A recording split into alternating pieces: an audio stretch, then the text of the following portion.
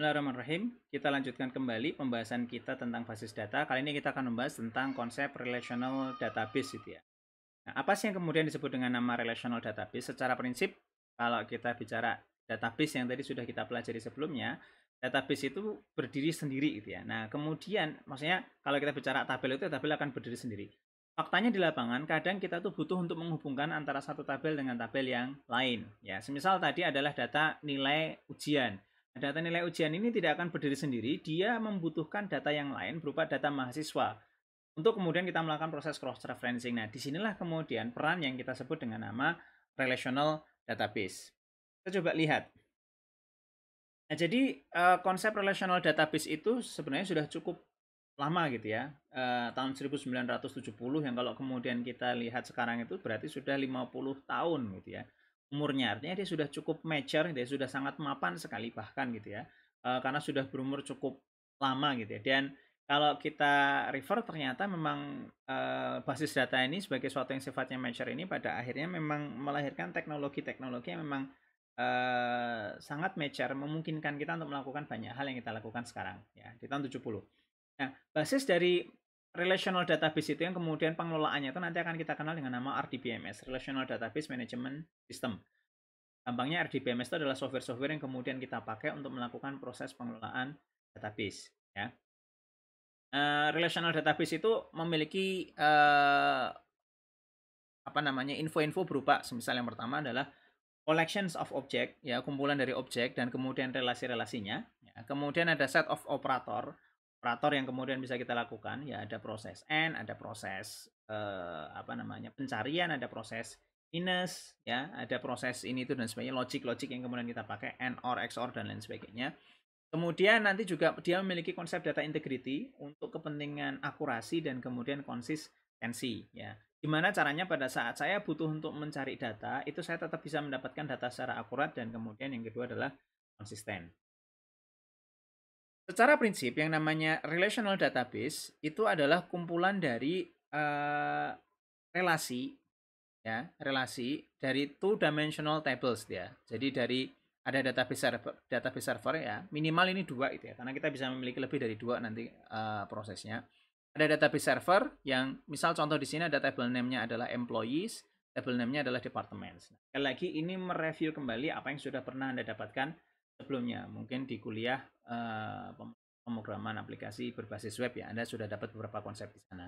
Yang kalau kemudian kita lihat di sini di table name employees ini, jadi di table employee ini saya punya beberapa data, misal ada employee ID, ada kemudian first name ya, ada kemudian last name, ada kemudian email, ada kemudian phone number dan seterusnya. Yang kalau kita lihat di sini misal employee ID itu isinya 100, 101, 102 gitu ya.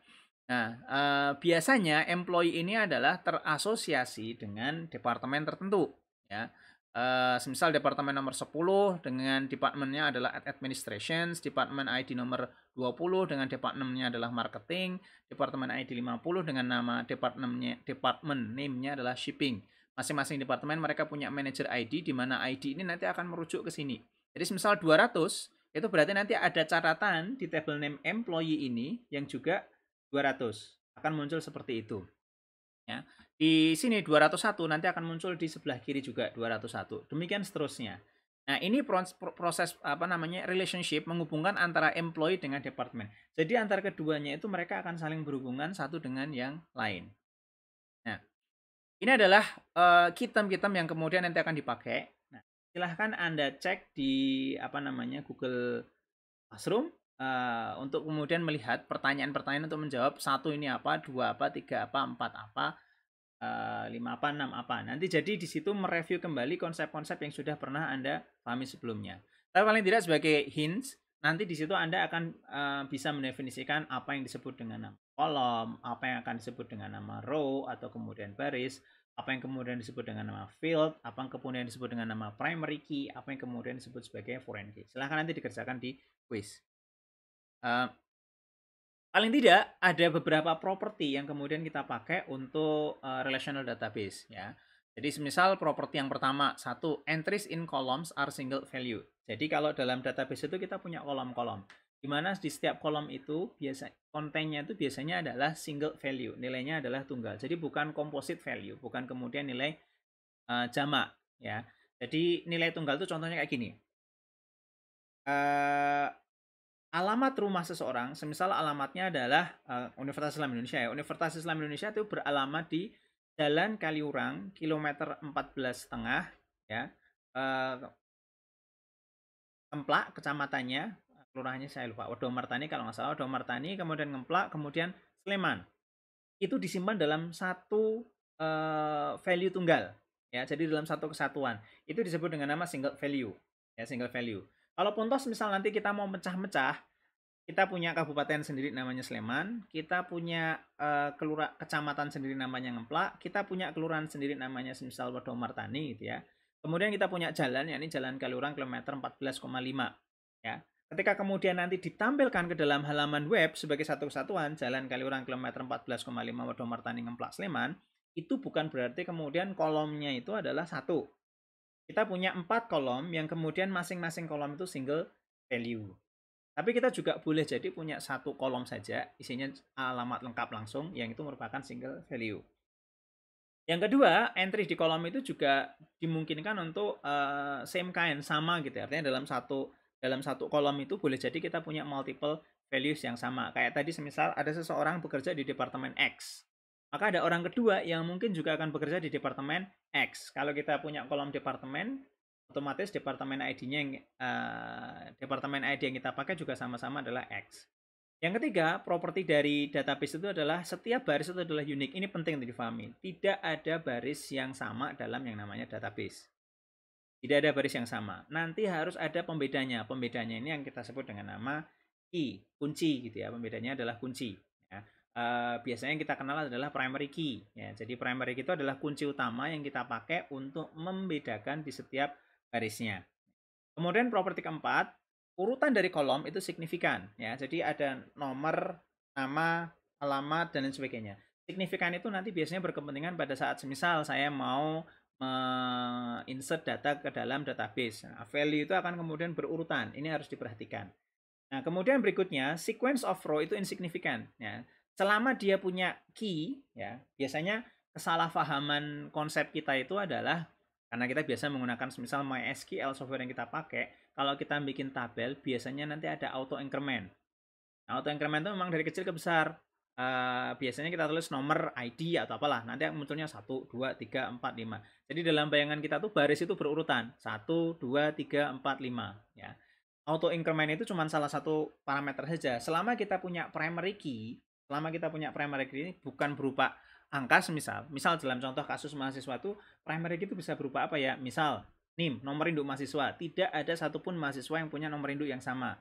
Maka itu bisa kita jadikan sebagai primary key. Maka pertanyaannya, kalau saya punya nomor semisal 18523777 semisal 18523888, itu bukan berarti 18523777 itu lebih dahulu daripada 888. Walaupun mungkin pada saat kita insert ke dalam database itu 777 di atas 888.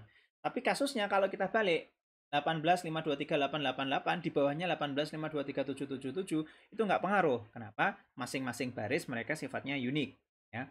Kemudian setiap kolom itu juga akan punya unique name. Jadi kolom itu tidak boleh ada yang sama, sifatnya harus kemudian unik. Nah, kalau saya punya dua buah tabel yang kemudian berbeda, ya, kalau kita perhatikan di sini, setiap baris data itu biasanya diidentifikasi dengan menggunakan primary key. Jadi misal di sini ada employee ID, ini adalah primary key, ya, department ID ini adalah primary key.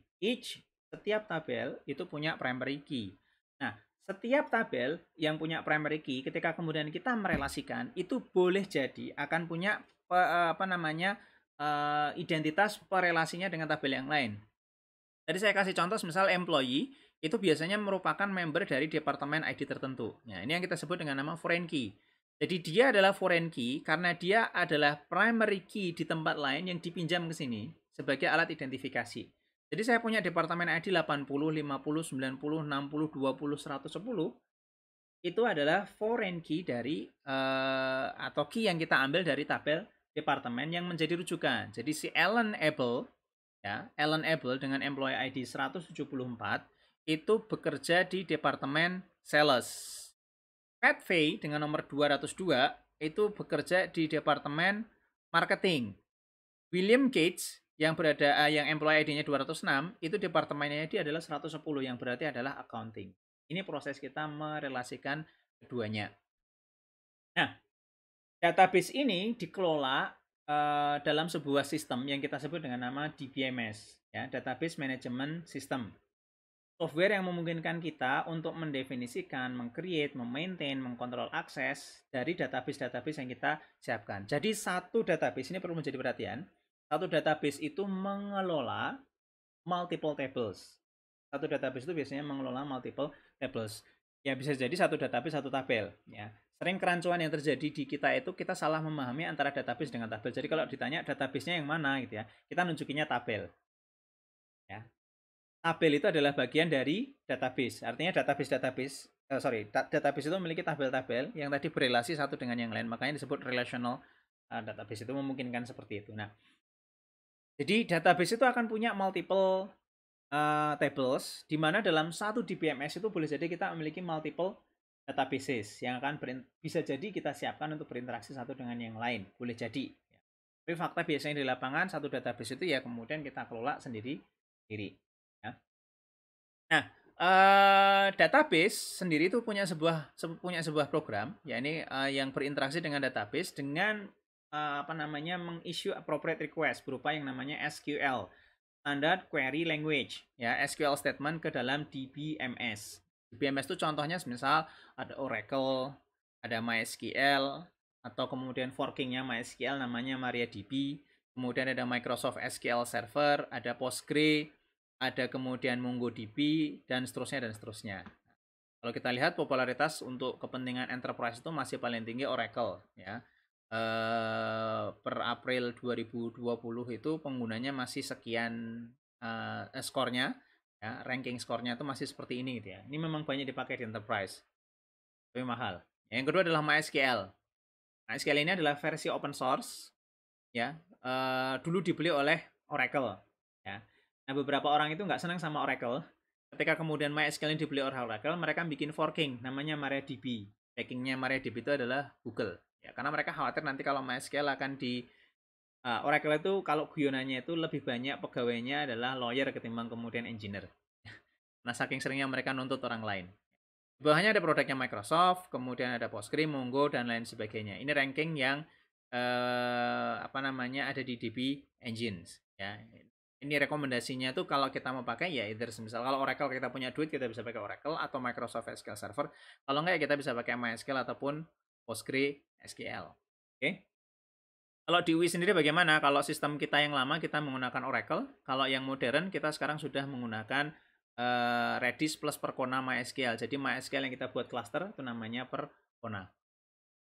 Nah, bagaimana cara mereka berkomunikasi? Kita menggunakan SQL statement. Ya, tadi yang kita sebut dengan nama structured query language. Ya, contoh misal seperti ini, select department name from departments. Kemudian statement ini kita kirim ke database server. Dari database server berupa reply, ya, nanti berbentuk data seperti ini. Misal di sini department name itu berarti adalah kita mengambil nama department name dari tabel yang namanya departments. Ya. Kita mengambil department dari tabel yang berupa departments. Oke. SQL statement itu dibagi menjadi 3. Ada DML, ada 4 ya. DML, ada DDL, ada kemudian DCL, ada kemudian TCL. DML itu adalah data manipulation language, ya. Statementnya yang paling lazim ada select, insert, update, delete, dan kemudian merge. Ini kita pakai untuk memodifikasi tabel. Ini kita pakai, saya ulangi, untuk memodifikasi tabel. Jadi yang namanya DML itu untuk memodifikasi tabel data. Bisa berupa inserting new row, selecting, memilih row-nya, kemudian menghapus konten row-nya, mengupdate konten row-nya, dan sebagainya. Yang kedua, ada yang kita sebut dengan nama DDL. Ya. Jadi dia itu adalah untuk melakukan create, ya, changing, removing data structures dari database. Jadi dari database itu struktur database-nya kemudian akan kita ubah. Jadi kalau kita creating table, ya kita creating table itu nanti kita punya kolom-kolom itu punya tipe data masing-masing. Nah, kita ngesetnya dengan menggunakan DDL. Jadi gampangnya DML itu lebih kepada operasional terhadap tabel yang sudah di-create oleh DDL. Ya, kira-kira kayak gitu. Nah, di situ memungkinkan kita untuk meng-create, melakukan penggantian table, ngedrop table kita hapus, kemudian ada rename, kemudian ada truncate. Jadi kalau alter ini nanti biasanya mengganti struktur, drop ini biasanya menghapus database, rename ini mengganti nama, truncate ini kemudian untuk mengkosongkan isi. Ya, bagi pemula itu mereka biasanya sering salah antara drop dengan truncate. Drop itu berarti kita menghapus si apa namanya tabel yang kemudian sudah kita create, sementara truncate itu mengosongkan. Berarti kan ya bedanya menghapus dan mengosongkan. Menghapus itu berarti struktur-strukturnya hilang semua. Kalau mengosongkan itu struktur masih ada, kolom masih ada, tapi kemudian kontennya kosong. Kemudian berikutnya DCL adalah controlling wedge. Ini biasanya untuk aksesibilitas, untuk role aksesnya. Nanti ada perintah grant dan kemudian revoke. Jadi database itu bisa kita set usernya siapa yang kemudian mengakses. Kemudian ada pula transactions controlling wedge. Ini biasanya kalau di database-database yang sifatnya modern itu mereka banyak menggunakan transaction control gitu ya. Jadi ini kita pakai untuk misal gini, pada saat kita mengdrop sesuatu, pada saat kita mengalter sesuatu, meremove sesuatu, sebelum dilakukan commit, itu database masih intact, masih belum berubah. Kadang kemudian memang harus dilakukan seperti ini untuk pencegahan, terutama pada saat kita ngedrop table, melakukan truncate, pada saat kemudian kita mengubah struktur, mengalter struktur dari table. Hati-hati, ya hati-hati jangan sampai kemudian kita menghapus database. Apalagi kalau kemudian kita bicara di korporasi itu, misal di productions, ya. Atau juga bisa dilakukan dengan rollback. Rollback itu berarti mengembalikan yang tadinya sebelumnya sudah di deploy. Resikonya kalau kita menyiapkan kayak gini rollback itu berarti database storage kita akan membesar karena ada backup pointnya ya. Ya ini ada save point. Jadi kita nge-save point hari ini, kemudian kalau kemudian bermasalah kita bisa rollback ke sebelumnya. Nah, ini yang kita pakai. Jadi ada DML, DDL, DCL dan kemudian transaction control. Baik, kita cukupkan. Insya Allah kita lanjutkan dengan video berikutnya.